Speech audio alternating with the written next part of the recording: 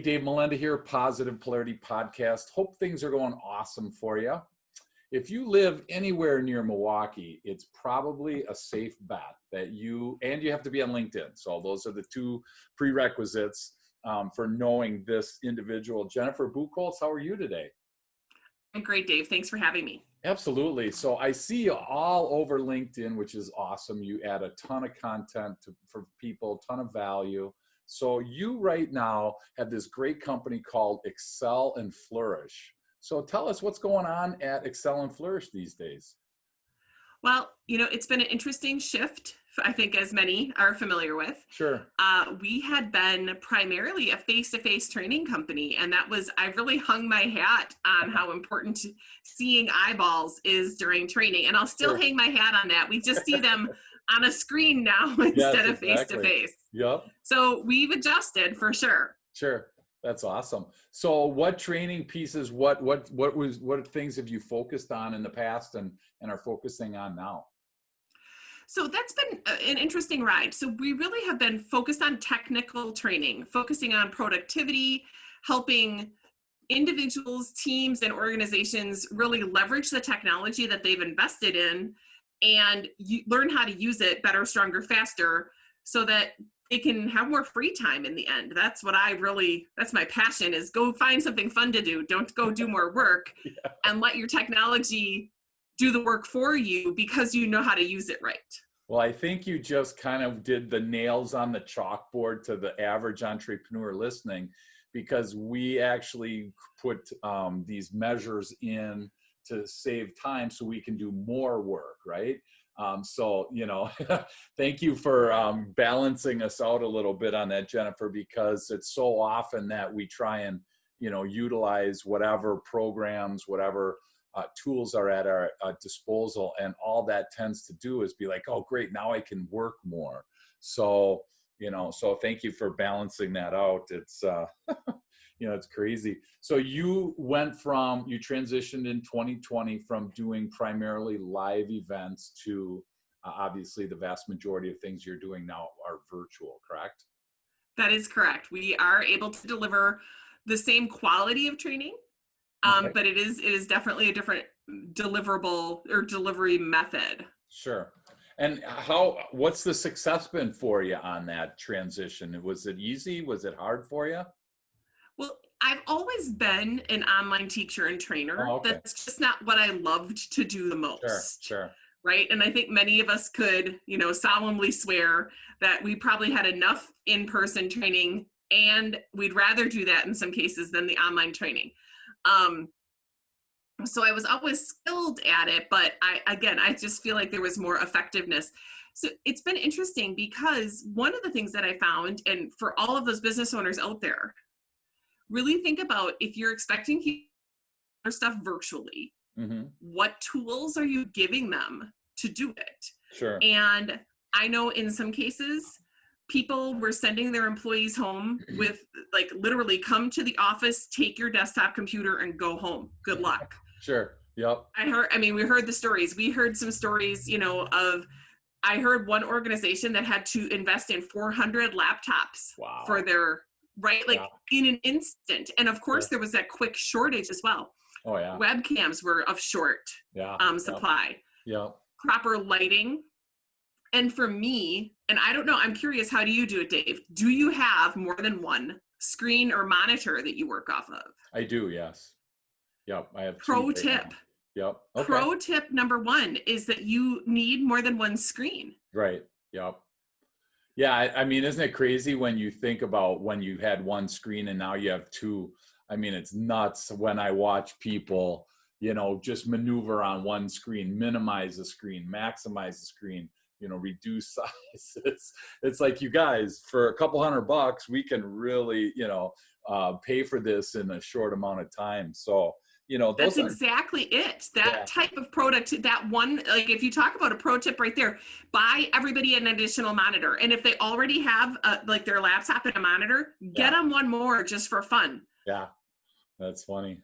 Well, and that's the thing about it is, that's the hard part, I think, about productivity, Jennifer, is that a lot of times you get people thinking, like we just said, it makes sense, right? But if we try and put dollars and cents to it, if I have to buy, let's say I got 20 people on my team and I got to buy 20 monitors, now I'm up to whatever, I think that's $400 if my math is right, or no, 4,000, sorry, 4,000. See, I skipped math that day. But, a $4,000 investment for our team, that's like, oh my gosh, how am I going to see that back? So I guess my question is, as we start kind of jumping into the productivity piece, how do you, as an entrepreneur or as a results-oriented person where ROI is really important, how do you kind of work through that with a business owner? Every click costs money. Okay. Ooh, Every time that somebody has to minimize and reduce, it changes your focus. So you can measure, like the amount of time to recuperate focus. I know there's been tons of studies on that. Okay. So here's my first example always is, remember when we got mail? And I worked in corporate for many years. So we would get our stack of mail and we'd process our batch of mail. And then we'd say, okay, this is garbage. This I can look at later. And this is stuff that I have to do right now. Sure. And then we'd go and do that work. Well, the same thing happens when you have email on one screen, your mail coming in. Okay. That's where you're getting your stuff, or people might have their stuff scanned. Yeah. But then you need a place to go do the work. And if every time you have to click through to go do the work, like stop and think for a second, you're literally cutting time in half. Gotcha. If you don't have to click through each time. Sure. Yeah. So you have to explain that then, obviously, to people. Are they pretty on board with it by the time you start talking about some of your productivity tips? Did the light bulbs start to go on then? Absolutely. I mean, one of the things that we really look at is, what are your most repeated tasks that, a business analyst is employed to analyze data. Sure. Yet they spend 80% of their time cleaning up the data before they can analyze it. Okay. So you're paying a business analyst pay to do what an admin really could do from the cleanup standpoint. What if instead I showed you the cool thing in Excel that's already in there, that you've already paid for, but you just don't know how to use it? And now that cleanup is automated. Okay. They might have to invest an hour to get it set up, but they were already investing that time every day, month, week, whatever that was. Yeah. And the next time they go to do it, they just hit the refresh button. Wow. That's a big deal. And then once they've learned how to do it in that one thing that was super annoying, they either apply it to other stuff that they're working on, or they're the smartest guy in the room and they want to show everybody at work how cool they are. Yeah. So that productivity piece, do you think that can be trained into somebody? Is that an acquired skill, or what are your thoughts on that? Well, so think about the different type of people who may be the innovators or the risk takers versus the rule followers. Okay. And when again, I'll go back to when I was a less mature employee, when someone would tell me not only what to do, but how to do it. Okay. And you'd follow the procedures manual. You didn't want to break it. Sure. Right? So you didn't want to take a risk. But at some point in your career or in a role expectation, the idea of innovation and that expectation to think critically and create those shortcuts, that starts to come. And some people have either been programmed that that's acceptable or not. Yeah. So part of my question is, it's not just the people, it's the culture within the organization that says, no, only do it this one way. Sure. Wow. Or innovate. Yeah. Well, excuse me. And you bring up a really good point, because we do a ton of work with the personality profiling. And I can tell you, Jennifer, that there are people, let's again say we have a team of 20 people, and there are people on that team that are naturally risk averse. Okay. They wake up without wanting to take risk. They're not right or wrong, good or bad. That's just how they're built, right? Now, then you have these people that are kind of natural rule breakers, like you said. So if we walk into an organization, or you walk into an organization and you use the word innovation, their brain is like, oh no, not more change, right? We just barely are getting, the programs and tools now. So, there are these personalities, rightly so, that really resist that. How do you work through that on your end to try and, ease them into it, ease that pain? Are there any methods that you found that have been successful? Well, so we have the pain of not wanting to change. Yep. We also have the pain of boring work, repetitive work, Yep. things that they consider a pain in the neck that they don't want to have to remember how to do. Yep. That's a pain point as well. So I don't solve to say, hey, let's go be cool and innovate. Sure. I solve for the pain points. And I ask people in a workshop, bring me your ugliest thing. Bring me the thing that you hate doing, that takes the most time, and let's solve for that. And let's make it a couple steps easier, because then when they're doing it with me, Okay. rather than me doing it to them or for them, Sure. they're like, oh, and here's what happens. Their eyes light up because they get it. Sure. And then I see them literally roll into their back of the head just a little bit. And they're like mentally calculating how much time they could have saved over the last how many years Sure. if they would have known this one thing sooner. Yeah, that's funny. Now, me on the opposite side, the high D results oriented person, my eyes roll back because I think, great, another thing I got to learn. So when you have those people that are resistant to change, not for change because they see it at the end, it's great, but it's like, I don't have the time, Jennifer, to invest in that. How do you work through with those people? Well, again, it's really just, it's not creating more time. Okay. It's just shuffling their time. And I really am passionate about doing worthwhile work.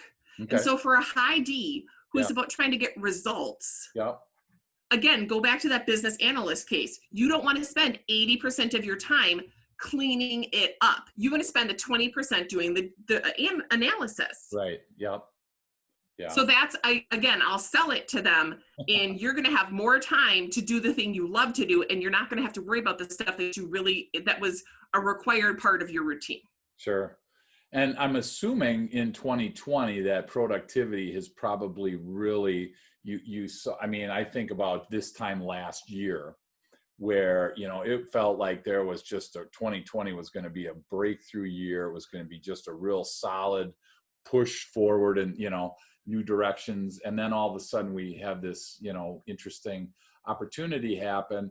And there must have been like a drop, but now I feel like it's coming back up. So are you still working with a lot of people in that work from home from a productivity perspective, trying to provide help for them? Absolutely. So when organizations had people start doing remote work, there were still many organizations that had paper processes in place, and they had to figure out new opportunities for that. And my first question is, what tools do you already have that you're using that you're successful at? Again, I love tech. I'm a bit of a nerd, but I don't want to throw them into the newest, greatest, latest thing that could cost them time to learn and money to invest in. Sure. So once I know what they have, if they're using the Google Suite, let's go down that path and talk about how could you process this map? How could you process map this in a Google situation or into the Microsoft situation? And what devices do you have available to you? Not everybody even has printers at home. Yeah. So we can't assume that Sure. kind of stuff anymore. Yeah.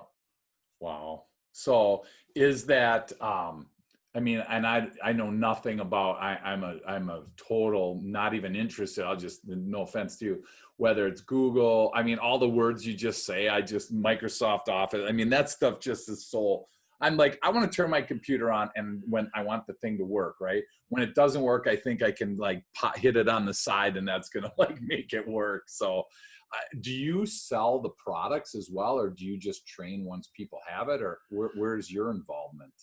Right. So that's a great question. So the people who sell the products are ones who sell and support, and they are licensees, or they provide the license. Okay. I don't. Gotcha.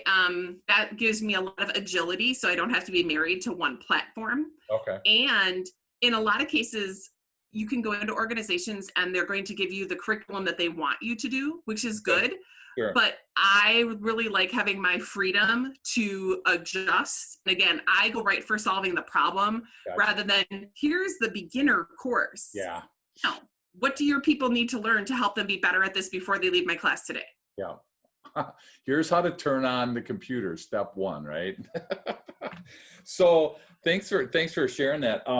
So you talked about the double screen as a productivity saver. What other tools have you seen, or what other things, what am I missing? What are some things that you'd ask me or share with the audience that might help them improve their productivity in the office? Well, I think part of it goes to how much stuff are we really trying to manage at one time? And the other thing to assume is like, we're not, like, I would assume naturally that people are like me, and I know they're not. So same kind of thing. I don't want to assume, but I typically have 20 plus browser windows open or tabs open at one time because my brain says, oh, I should look at this. So for example, I have the Positive Polarity podcast open on Amazon because I didn't realize it was there. And I'm like, oh, that's fascinating. So all these tabs get open. So one of my tools that I love for this, and there's a free version of it, it's called Workana. That's Workona. And it's an extension for Firefox that I could actually say, oh, when I'm going to work on this project, bring up these tabs. And it really helps me keep all my tabs in order because, especially if you're doing virtual meetings, all that stuff open slows you down. Yeah, big time. That's crazy. So, oh my gosh. So 20 is probably about a little on the high side for me, but I'm used to the same way where I have all these tabs open because I see a shiny little object. I'm like, oh my gosh, look at that, right? And then an email comes in, and then I jump on that. And so I know productivity wise, there's some opportunities that I have to work on improving that. So do you encourage people that have that much open? Do you not encourage it? Do you not care? I mean, what's your thought process on that? Again, let's go back to like what our basic styles are, right? There's some people who that's going to be really distracting to them. That's going to be like that squirrel moment. Yeah. For other people, they're really good at focusing. Yeah. But one of the tools that goes across both Outlook for your desktop or Gmail. Okay. Now, I will say, I'm going to give you the preface. I don't speak Mac very well. Okay. So for our listeners who are on Mac, some of these may still apply, but you'd have to check them out. Sure. There's a tool called Boomerang that you can add in. And guess what? It has the option to pause your inbox.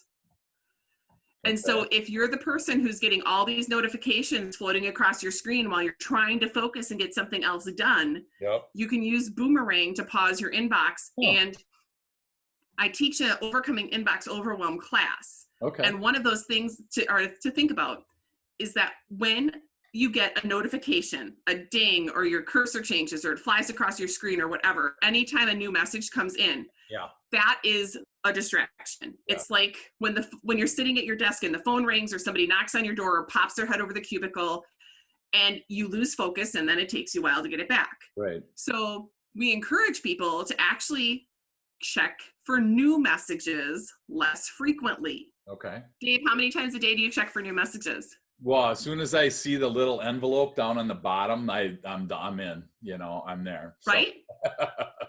And instead, go ahead. You could try turning that notification off. Yep. And then just make it a plan and a habit to go in and check for new messages X number of times a day. Some productivity gurus say only twice a day. Yeah. I won't say that, but I'd like to say, if you can check it twice in the morning and then twice towards the end of the day for new stuff, that doesn't mean you're not working in email doing the work you need to do. Right. But you're not taking new stuff in. Well, and that's interesting because I know that when I do time management training for people, that's one of the big things that I've been working on is turn your email off if you're not in that, because for the life of me, I cannot, Jennifer, not click that button, right? It's like, don't think of a purple elephant right now. Whatever you do, don't think of a purple elephant. And there it is, this purple elephant, right? Right. So, I mean, so I'm assuming something like Boomerang, it helps you along that path then. Exactly. Wow, that's pretty cool. Yep. And so again, you get more control over what's taking up your attention. Yeah. So as an example, even on my mobile device, Okay. I don't have any notifications, nothing that shows me the little number of unread messages, Yeah, gosh. nothing that shows me my notifications in Facebook, Yeah. because to me, my habit would then be, ooh, I Yeah. feel sometimes like I'm an 8th grade girl running for the landline phone back in the old days Oh to my wonder who's calling and is it for me? Well, That's right. that's funny. Well, and like just now, like thinking about when you said mobile phone, you know, I mean, I'm like, okay, I look at mine and across the bottom, you see 1 call, 2 texts, and 39 emails, right? So there's like a natural propensity to go and dig that out. From a time management perspective, I'm trying to get it to where I put on my calendar, return emails, return voicemails. I'm trying to do that because that will definitely help. But boy, I'm like, there's an addiction here, right? That it's like, Yeah. you know, I mean, part of it's justified. I want to be real about it because somebody might need something right now, you know, that's really important. If my wife's out and stuck somewhere, obviously, and I'm saying, hey, I'm time managing, call back in 3 hours, you know, doesn't end well, right? Exactly. But the vast majority of stuff I'm learning is more is, you know, when you have that do it now, do it, you know, all that do it thing, you know, it's not really something that's immediate that takes my attention, but yet it does ruin my train of thought. And, you know, some of the research showing how long it takes you to get back into that mindset is like, you know, there's your productivity and figure it out how much you make per hour, per week, per month, per year. That's a pretty easy sell to people, I would think, right? Absolutely. And, you know, again, it's us having control over these things. So just like whether you're in Gmail or Outlook, you can put rules on your messages. Okay. And in Outlook, if I have a lot of people who say, oh my gosh, this sounds great, except if my boss emails me, they need my attention right away. Sure. Same thing like with your wife. Yep. Well, guess what? You can make exceptions. Don't make a rule Okay. for the exception. Make a rule and have an exception, right? Okay. So there's all sorts of things that you can do.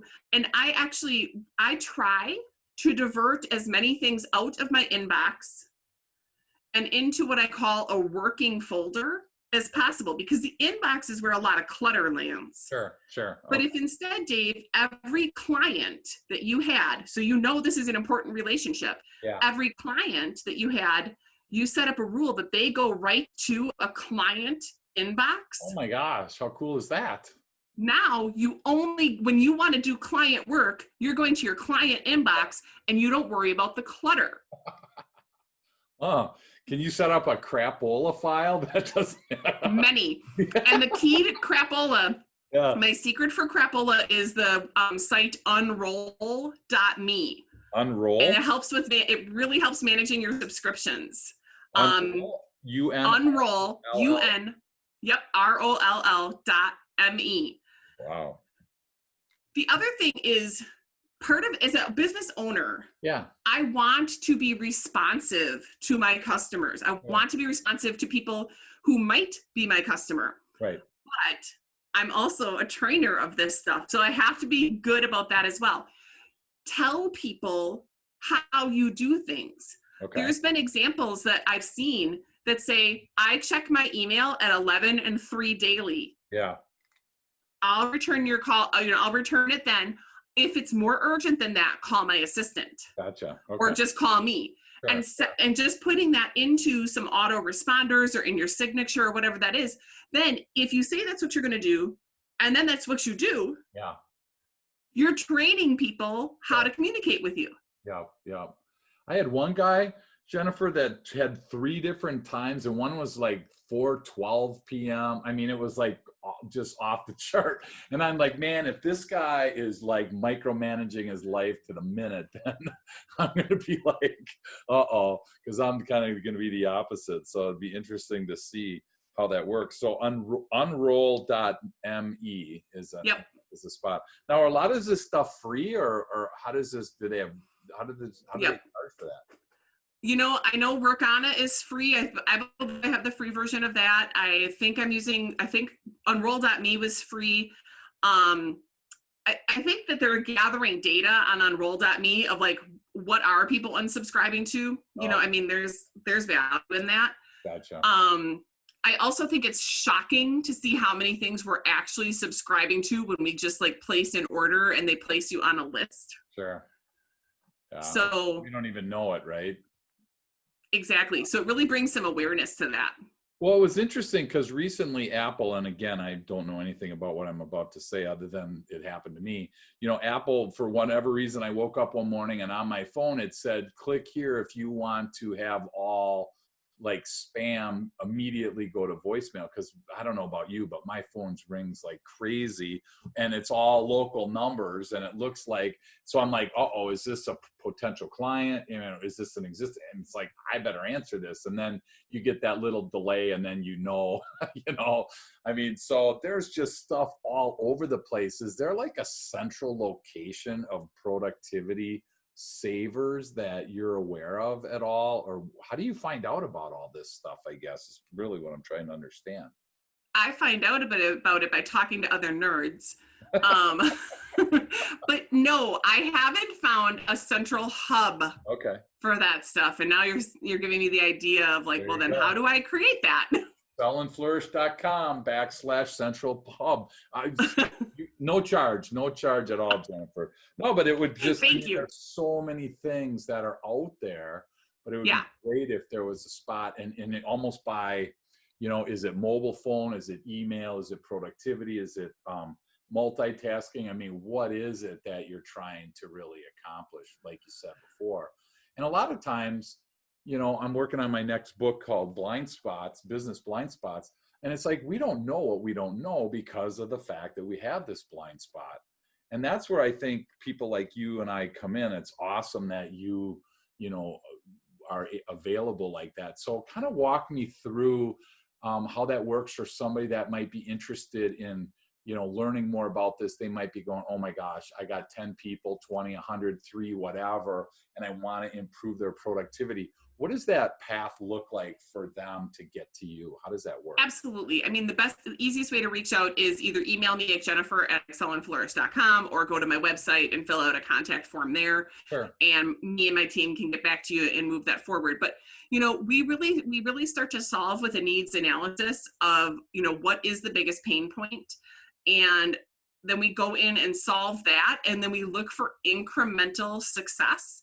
I do not believe in like a full day training class, whether you're live or virtual, because I need people to take the steps. And again, this is about change. Yeah. So I need people to take the step and try it and succeed or fail. Yeah.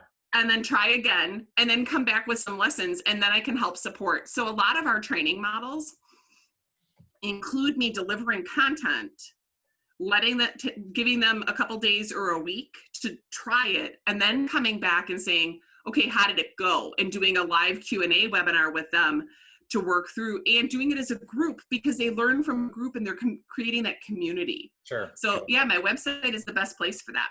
Okay.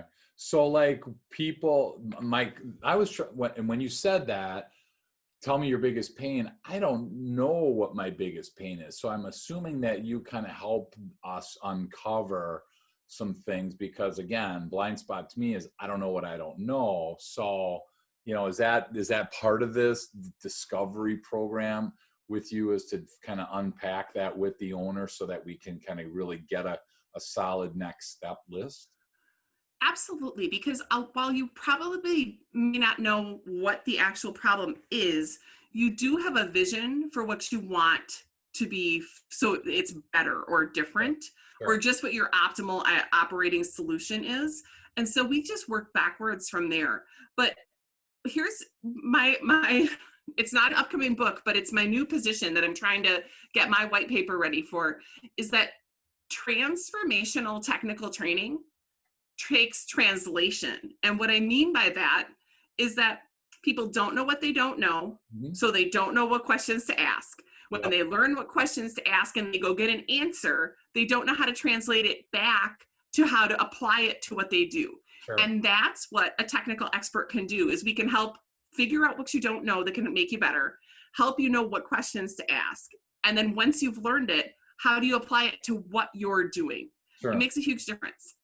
And I think so for somebody listening, I know that when I was first exposed to you and your company, it was very intimidating because, you know, technology and me don't get along. I mean, you know, I want to click one button for on off, one button for volume. You know what? I don't need to understand all this other stuff that's going on anything, computer, any of this. That's just me. But normally entrepreneurs probably have a similar vein like that. So, you know, anybody listening, I mean, Jennifer does a great job of simplifying it to the point where it is bite-sized, you know, nuggets that we can actually work with. So like she said before, you know, just the simple 2-screen versus 1-screen, you know, I mean, that's a $200 investment on your side, but yet I mean, if I can't even say how many times that my 2 screens have paid off for me, you know, over the years of doing this. So, you know, as you work with Jennifer, I think you're going to notice that piece, and that's what's so cool about it. And I appreciate you, you know, sharing some of this stuff with us. So, I want to change into the kind of the virtual event situation for a little bit, because, you know, for people, you know, I remember I was in the same spot you were in a year ago. You know, I'm planning 2020, and I'm planning what parts of the country I'm going to speak in, what events I'm going to be at, you know, what companies I'm going to go to and things like that. And then the breaks go on. And I'm thinking to myself, there's no way in the world that I'm going to be able to, you know, do any of this. Zoom thing is dumb. You know, I can't train, I can't coach, I can't mentor anybody like this. And then I find out magically it was either that or, you know, go become a cart boy at Walmart.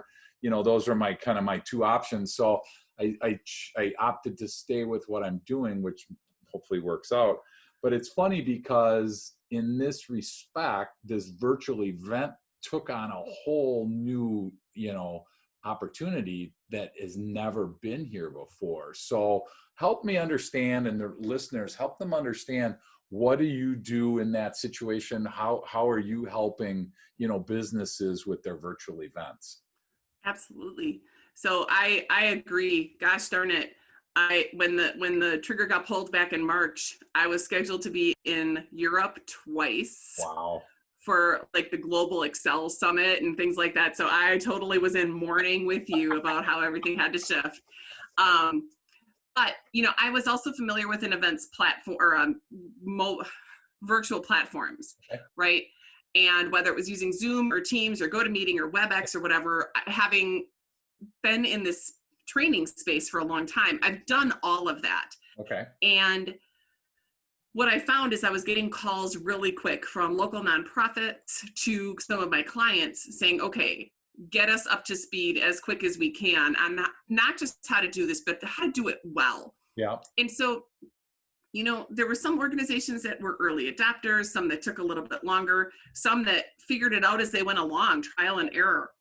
And I think we're now at the next phase of that, which is we're probably doing this for another 4 to 6 months. Yeah. How do we do it better?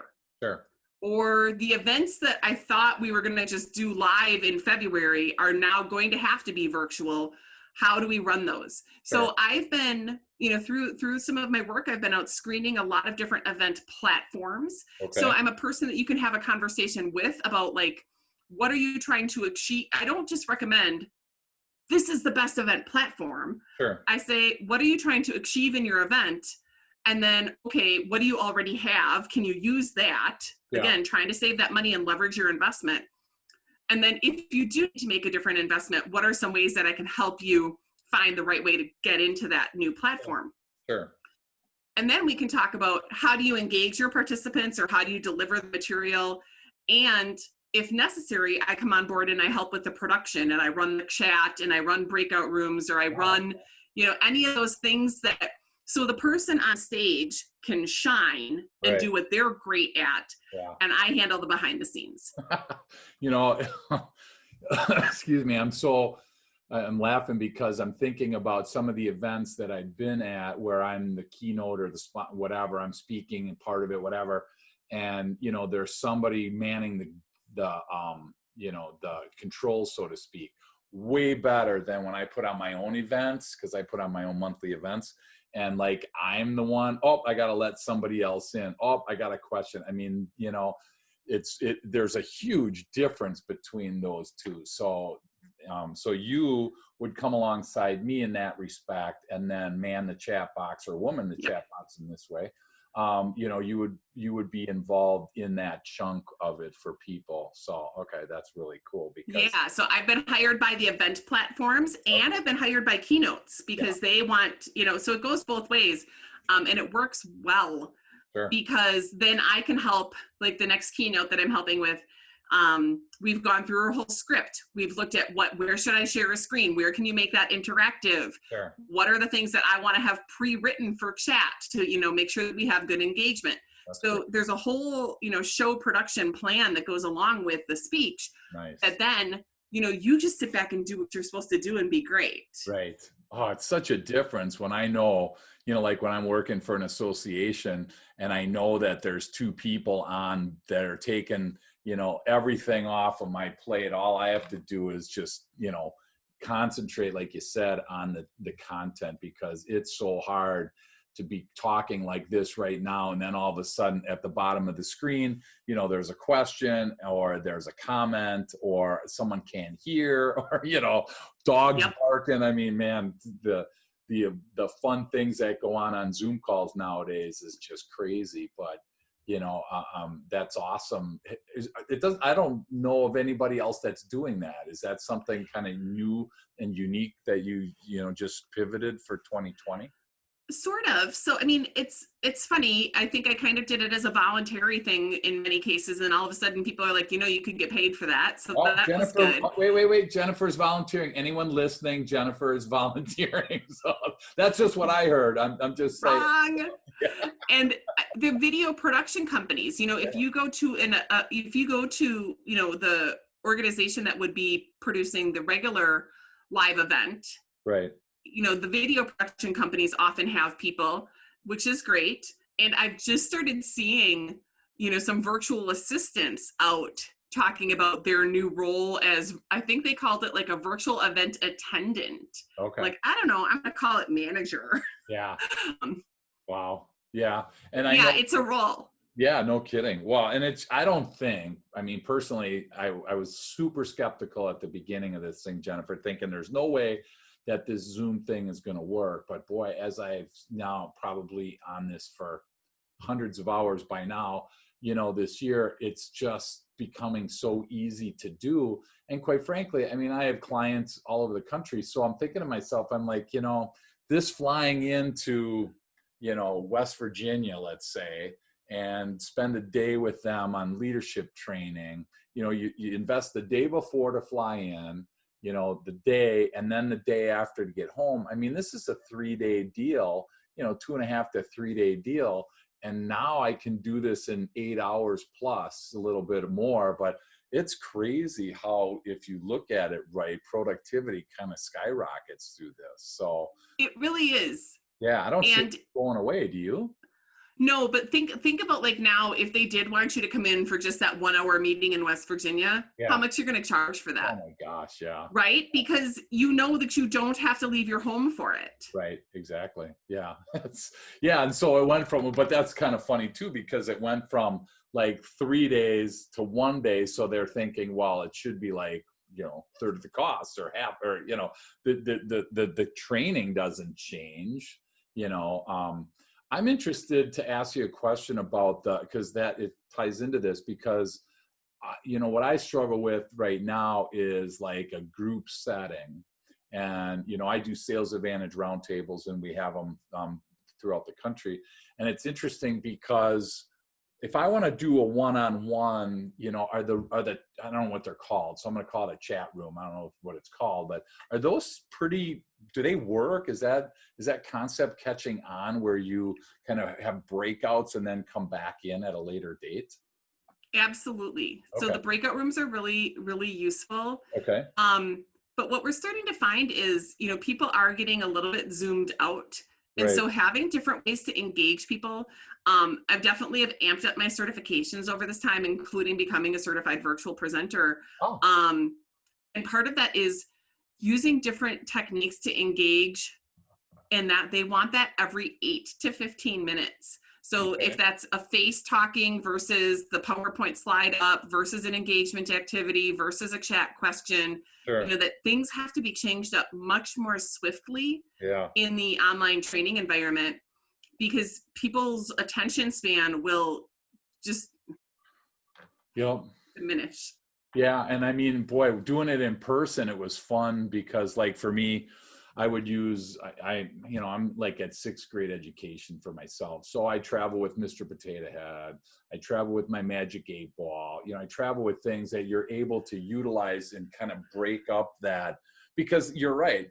When people look at an agenda and see a 75-minute chunk or 90-minute chunk of, you know, talking about employee engagement, let's say, whatever, it's like, oh my gosh, man, I don't know if I can do this, right?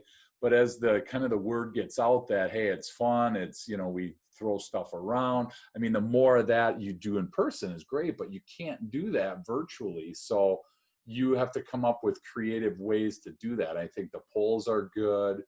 The chat room, that, I mean, you're calling them the chat breakout rooms. Are there any other things that you're seeing that people are using that you have tips for us that might help us? Yeah, I'll actually provide a link in our show notes. I actually Sure. have developed a PowerPoint deck that I use that I call just engagement activities. Hmm. And I take it outside of Zoom Okay. because not everybody's using Zoom for all of their things. Like you Sure. might do your training, but if you did it for 4 different organizations, you might be in 4 different platforms. Sure. So why wouldn't you, you know, have something outside of Zoom? Gotcha. And this is a tool that would, if annotation works, then I have like a matrix in there where people could like say where they are in the matrix. They could, like, if you put your disc profiles up, Okay. then you could actually have something where each person marks where they are on the screen. That's cool.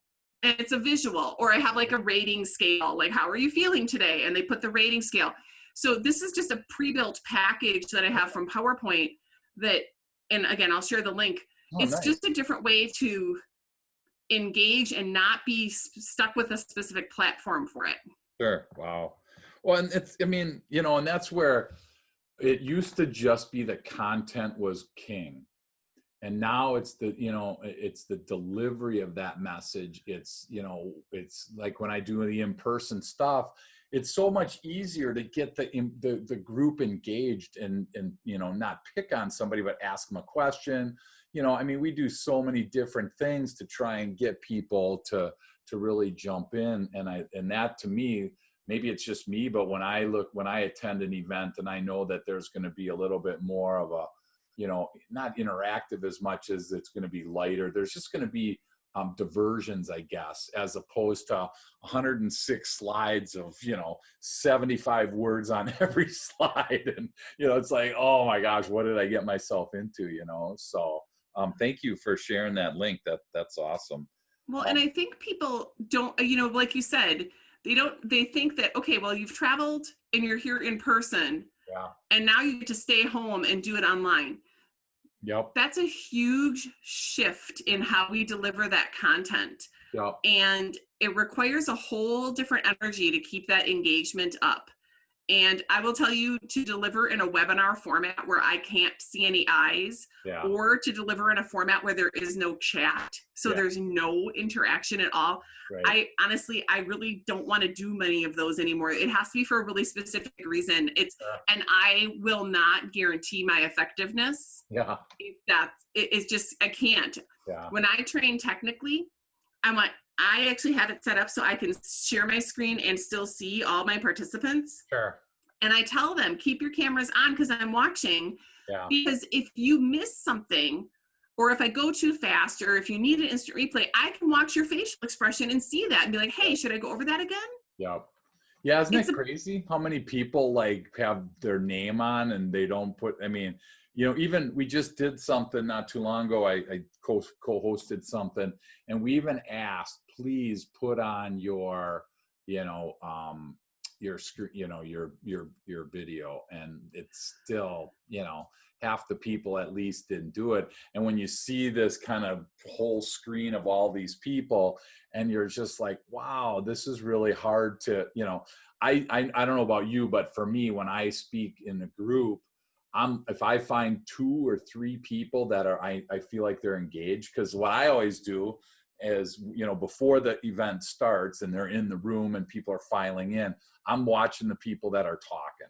The talkers, I walk up to them, introduce myself, say, what the heck you guys doing here, man? Just kind of, see, and if they take that in a positive way, I know that I can use them. I find out their name, and then we're interacting, because I have to hone in on those people, to keep that energy Yep. flowing, right?